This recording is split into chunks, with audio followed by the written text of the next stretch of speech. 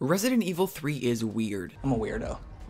I don't fit in. Before I talk about anything else, I did want to say that I did have a really great time playing this game. But I don't know, this didn't really feel like a new game. This felt more like a DLC to Resident Evil 2 more than anything. The only thing that was different was the story. Following Jill from Resident Evil 1 and a newcomer Carlos as they try to attempt to make a vaccine and escape from Raccoon City after the recent outbreak. Now, even though the story itself was pretty interesting, it was also really short. Like, you could easily finish the entire game in one sitting if you had enough time. And I also didn't really buy the chemistry between Jill and Carlos. Like, Jill is this awesome badass elite agent, and then there's Carlos. I'm not gonna die on you, leave you in a cold, cruel, Carlosless world.